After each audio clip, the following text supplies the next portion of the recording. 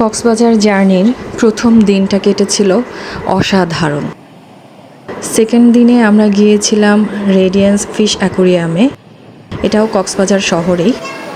প্রথম দিনের দিনটা অসাধারণ লেগেছিল এই কারণে যে আমরা সারা রাত জার্নি করে গিয়েছি ট্রেনে, বাট ট্রেন জার্নিটা এত কমফোর্টেবল ছিল যে বিন্দুমাত্র ক্লান্তি মনে হয়নি। আর বাচ্চারাও অনেক এনজয় করেছে, আমরাও অনেক এনজয় করেছি। প্রথম দিনেই আমরা সমুদ্রে নেমেছিলাম, তারপর হোটেলে গিয়ে হোটেলের রুমটাও তাড়াতাড়ি পেয়ে গিয়েছিলাম। অলটুগেদার দিনটা বেশ ভালো কেটেছিল।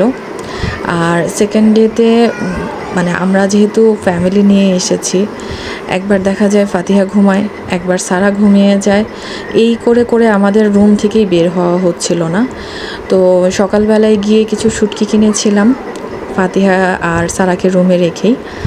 আর দুপুরবেলায় লাঞ্চের পরে আমরা এখানে চলে এসেছি। এখানে এসে আমার কাছে মোটামুটি বেশ ভালোই লেগেছে। আমি এর আগে কলকাতা সায়েন্স সিটিতে গিয়েছিলাম, ওখানে দেখেছিলাম ওদের 5তলা একটা টাওয়ার বিল্ডিং আছে, যেখানে 5তলা থেকে আস্তে আস্তে সিঁড়ি মানে ঘুরে ঘুরে নিচে নামতে হয়। আর এখানে ঠিক উল্টোটা ছিল, অপোজিটটা, যে আমাদের নিচ থেকে আমরা স্টার্ট করি এবং আস্তে আস্তে ঘুরে ঘুরে ওপরের দিকে যেতে হয়। তো আমার মোটামুটি সিমিলার লেগেছিল। আর এই মাছগুলোকে দেখে আমাদের রাজনৈতিক দলের নেতাদের কথা মনে পড়ে যাচ্ছিল বারবার, যে ওরা এত খাচ্ছে বাট তারপরেও হা করে যাচ্ছে, কারণ অনেক গেস্ট যাচ্ছে, সবাই খাওয়াচ্ছে, বাট তারপরে ওরা মানে আরও খাবে কেমন করছিল খাওয়ার জন্য। যাই হোক, অনেক রকমের মাছ ছিল এখানে, তাদের বৈজ্ঞানিক নাম ছিল। তারপর লবস্টার ছিল, দেন কচ্ছপ দেখেছি অনেক বড়। আনফর্চুনেটলি সেটা আমি ভিডিও করতে পারিনি, কারণ সব কিছু আসলে ভিডিও করতে গেলে দেখা যায় নিজেরা এনজয় করা হয় না ওভাবে। তো তারপরে এই যে কাঁকড়া ছিল, কাঁকড়া যেভাবে হাঁটে আমি খুব মানে কাছ থেকে একটা ভিডিও ফুটেজ নিতে পেরেছি। তো যাই হোক, অলটুগেদার ভালোই ছিল। এরপরে আমরা গিয়েছিলাম পালঙ্কিতে খেতে।